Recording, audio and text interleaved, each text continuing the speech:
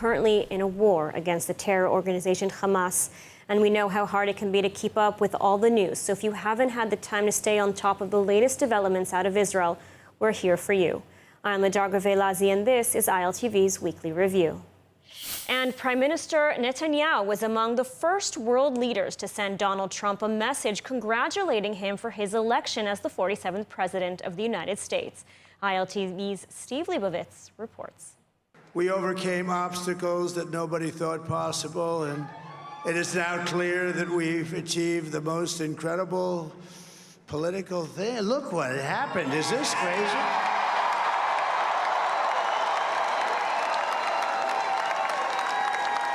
But it's a political victory that our country has never seen before, nothing like this. I want to thank the American people for the extraordinary honor of being elected your 47th president and your 45th president. Within minutes of Donald J. Trump's declaration of victory as the 47th President of the United States, Prime Minister Netanyahu became among the first world leaders to congratulate the president-elect. Netanyahu posted, "Congratulations on history's greatest comeback. Your historic return to the White House offers a new beginning for America and a powerful recommitment to the great alliance between Israel and America." Israelis generally celebrated the news of the election of Trump. The news came this morning, Israel time, after major TV networks declared his victory over Vice President Kamala Harris. There were few countries in the world that watched the U.S. election results as closely as in Israel. According to the polls, most Israelis favored Trump, who was remembered for moving the U.S. embassy and promoting the Abraham Accords during his first presidency. I think it's good for Israel, yeah, no doubt. It's better than Kamala Harris, but it's very good for Israel because he proved the last time he was a president, he moved the embassy from Tel Aviv to Jerusalem, and everything that he said, he did. Yeah, so it's good for Israel, no doubt. I think it's going to be a new era for the world, for the Middle East, for Israel. Things going to change. There are concerns among many in Israel that the Biden administration, while supportive of Israel since the start of the war, also had considerable criticism of how Israel was conducting the war in Gaza. President Biden will remain in office until January 20th, and it's unclear how the election could impact U.S. policy between now and when Trump takes office. So we are here in California, where we saw Americans queuing to vote in this U.S. presidential election until really the last minute of the polls. Later in the night, we did see that Donald Trump was victorious in the election. However, there were some surprises in terms of the election turnout. The Jewish community is traditionally a strong Democratic voting bloc. However, we saw in this election that 43%, an estimated 43% so far of the Jewish community supported Trump. That's the highest number from the American Jewish community since 1980. In addition to that, we also saw surprising support and turnout from the Latino community for now President-elect Donald Trump.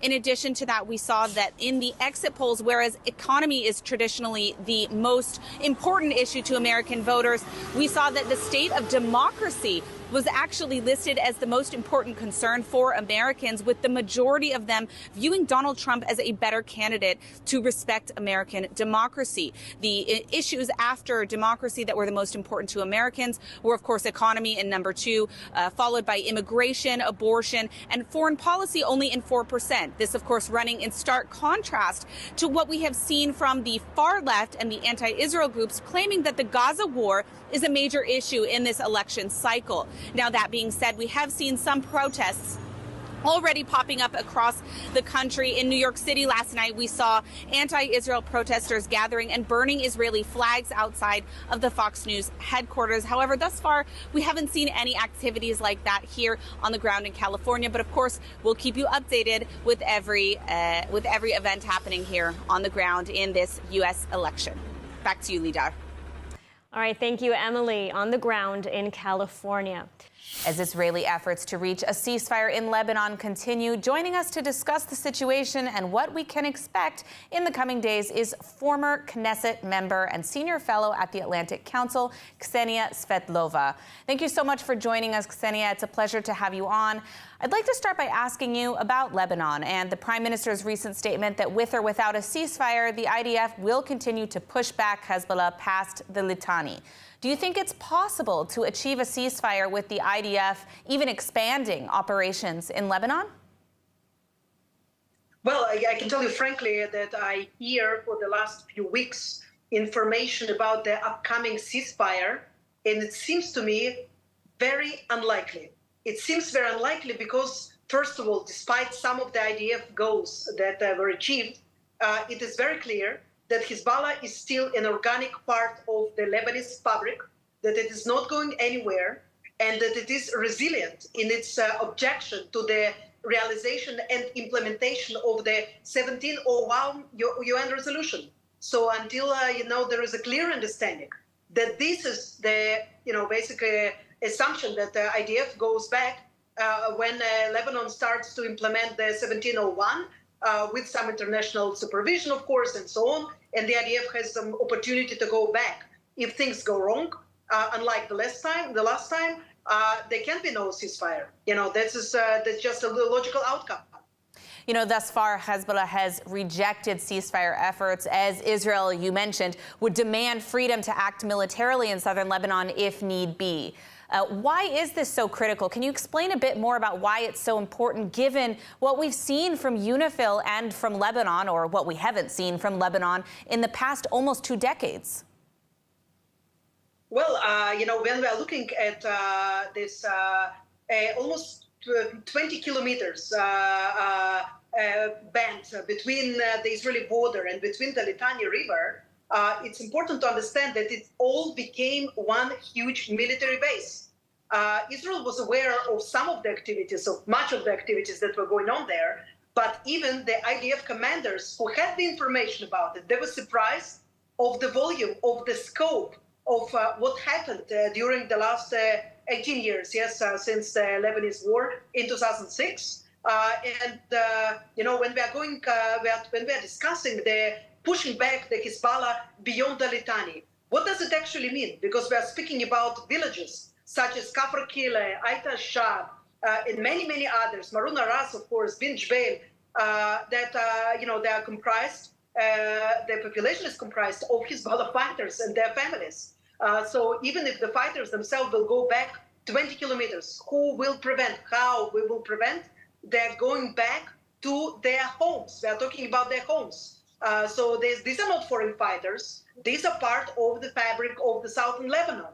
Emily, I've been to Lebanon as a journalist twice. And I can tell you that, it was before the 1701 was adopted, but it was very, very clear that at that time, it was 2005, 2006, there was no power in Lebanon that could effectively disarm Hezbollah, because that's what needs to happen.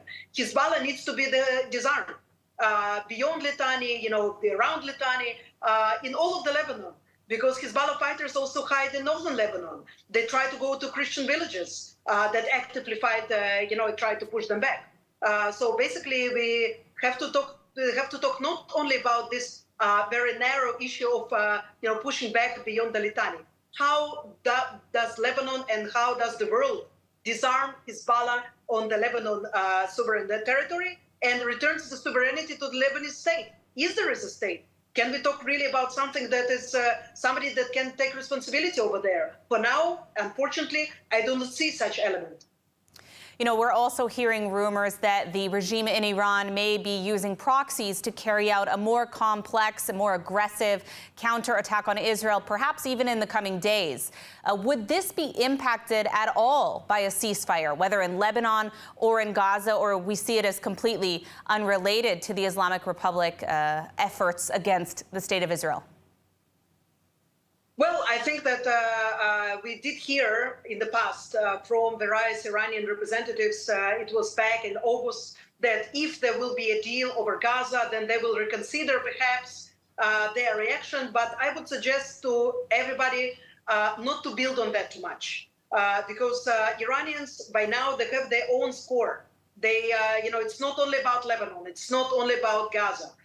It's about their projected strength and power over their proxies and in the region in general. So we are speaking not only about, how they will retaliate over Hania or Sinwar or Nasrallah or whoever.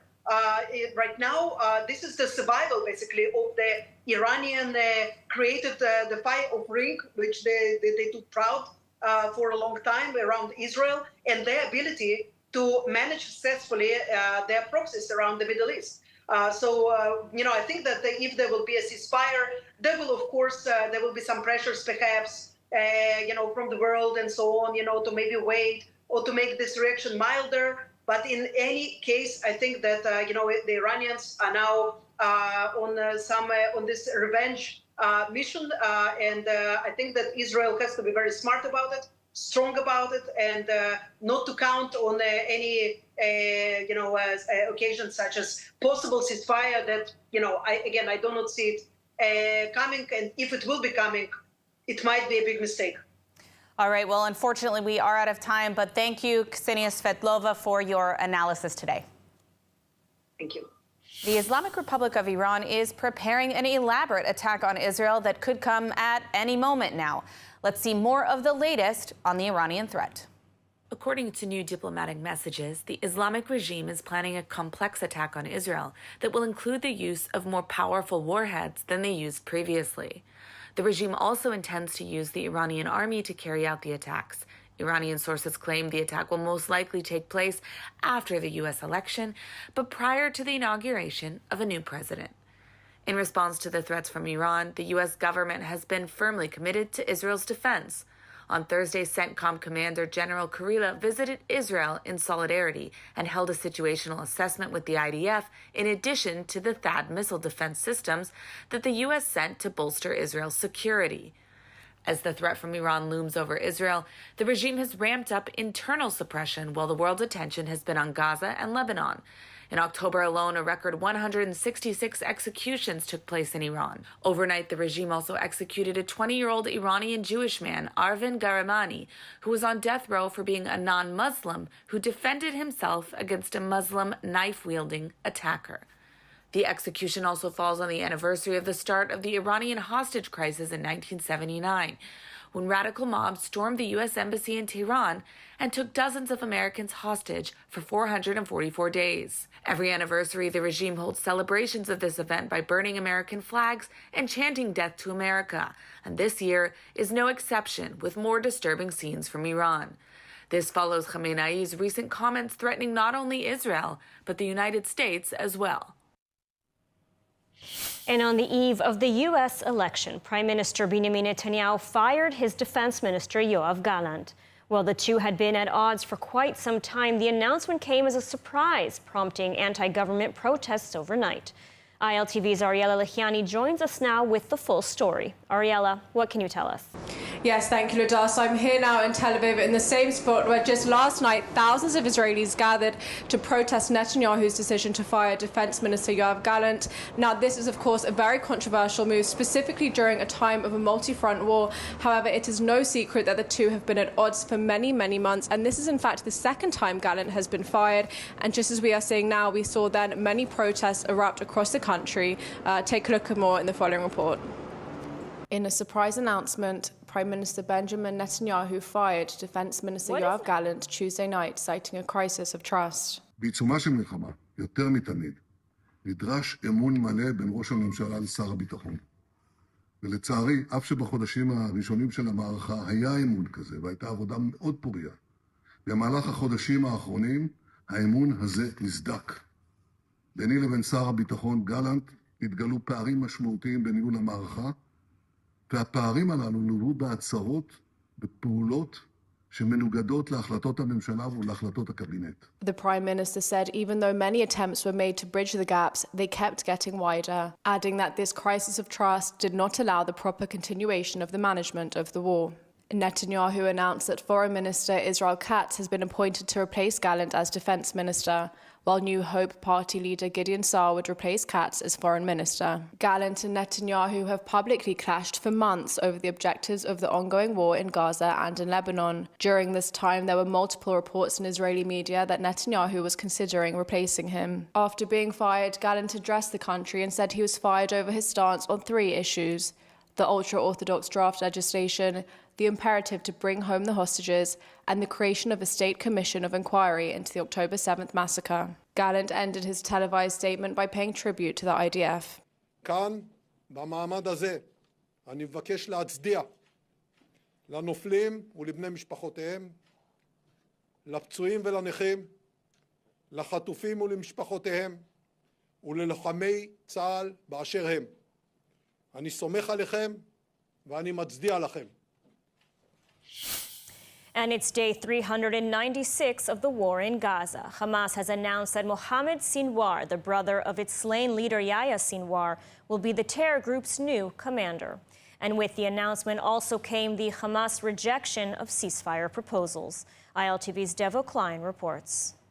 The war continues in Gaza. On the ground, the Nahal Brigade combat team is operating in the Rafah area. During the last day, the forces located hundreds of weapons, including rocket launchers, RPG missiles, and explosives, while eliminating terrorists and destroying terrorist infrastructure. According to the Israeli public broadcaster, since the killing of his brother, Mohammed Sinwar has been acting as the de facto head of Hamas military wing, alongside a small council of top commanders.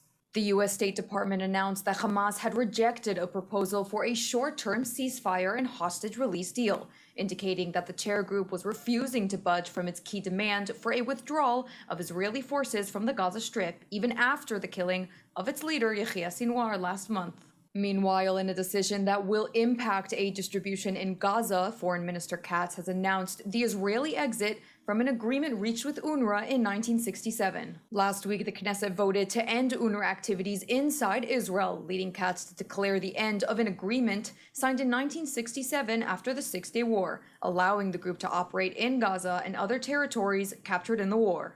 Israel cites UNRWA's alleged terror ties and says it now plans to redirect Gaza aid to non-terror-linked organizations. The move by Israel could result in a legal confrontation with the Palestinians at the International Court of Justice in The Hague. Additionally, it is likely to provoke diplomatic backlash against Israel with the UN General Assembly. There's been heavy incoming Hezbollah rocket and drone fire targeting northern Israel throughout the day, with more than 100 projectiles. The IDF also reported Sunday afternoon that one resident of Nahariya in northern Israel has died from his injuries from a Hezbollah rocket fired last week. About 10 rockets targeted the western Galilee region, and another 10 targeted Haifa Bay this morning. 25 launches were detected entering the Golan Heights. The Air Force successfully intercepted most of the launches, and the rest fell in open areas with no new injuries having been reported, though rockets have continued throughout the day in multiple barrages. Over the past 24 hours, 130 rockets and 10 drones were fired at Israel. An IDF helicopter downed a drone south of Haifa. 6 of the drones came from Lebanon, 3 from Iraq, and the IDF is still uncertain of the origin of the 10th UAV. The IDF said that Hezbollah are left with about 30% of the drones it had at the start of the war. Most rockets and drones are downed by air defense or fall in open areas, but some are making impact. Over the weekend, in one of the most damaging strikes since the start of the war, 3 rockets struck a home in the Arab-Israeli town of Tira, wounding 19 people. Relatives and friends mourned Israeli farmer Omer Weinstein, who was killed along the northern border by a shell along with 4 Thai farm workers. One friend attending the funeral was former Defense Minister Benny Gantz. תמיד אזכור את החיוך הענק של עומר, את אהבת הארץ ואת היחסים המיוחדים שהיו לו עם אביו. כמה כאב, אבא גיבור, וכעת גם אבא כאוב, כואב, קובר את בנו האהוב והגיבור. Well, we are in day 394 of the war in Gaza, with heavy clashes reported in Jabalia, resulting in Israeli casualties. ILTV's Steve Leibowitz has the report. The IDF named 2 soldiers killed in combat in Jabalia in northern Gaza. The fallen are from the Givati Brigade. They are Staff Sergeant Itai Parizat, 20, from Petach Tikva, and Staff Sergeant Yair Hanania, 22, from Mitzpeh Netofa. A third Givati soldier was severely wounded. IDF troops continue intensified operations in the Gaza Strip. In Jabalia, air and ground forces conducted targeted raids on military installations, killing dozens of Hamas terrorists. In central Gaza, troops uncovered a weapons manufacturing plant underground and in the heart of a civilian area. The 252nd Division forces located and destroyed the factory for the production of weapons in the center of the Gaza Strip. And in Khan Yunis in southern Gaza, the IDF eliminated Hamas's national relations head, Izzeddin Kassab. He was one of the last remaining members of the terrorist group's political bureau, still alive inside the Palestinian enclave. And with Israeli cooperation, the final phase of a two-stage polio vaccination campaign has started in North Gaza. The second phase was postponed in October by U.S. agencies due to intense Israeli bombardments, mass displacement, and a lack of access to the region. And for the first time in weeks, Gaza terrorists managed to fire 2 missiles at Israel from Gaza, setting off red alerts. They fell in open areas without causing damages. And today, universities and colleges across the country have begun the academic year, the second year in a row amid the ongoing Gaza war. ILTV's Arya Lalachiani is at Tel Aviv University with more. Yes, thank you, Emily. So today, November 3rd, marks the beginning of the academic year for universities across the country. And this is now the second year in a row where thousands of students are beginning their school year with the war ongoing. We have seen thousands of students serve in the reserves duty. Last year, 1 in 5 students were serving in the reserves, which amounted to around 70,000 students. And I'm here now at Tel Aviv University, where already 1,600 out of 30,000 students are serving in the reserves. However, universities are ensuring that they are doing everything they can to support all students financially, emotionally, and also academically to ensure they are completing the academic year successfully. On one hand, we're extremely excited. There's a full festival here. Well, we want to start studying. On the other hand, it's extremely hard because we are still in the war. There are a lot of reserve soldiers that are trying to study and balance between all the things. And it's super important to contribute to the army. I'm so proud of what I did. I wouldn't change it, but I know that it has some personal costs. Like I'm looking on the first year. And at my grades, and now I barely passed all my courses. I hope I will be able to pass this year as well. And yeah, we're trying our best. Head of the university and the professors here, their sons and daughters or their grandchildren are also reserve soldiers in some way or another. We're all in the same boat, so they're truly helping us. For more of the latest updates from Israel, make sure to subscribe to our newsletter at iltv.tv or download the ILTV Plus app. That's it for ILTV's weekly review. See you next time.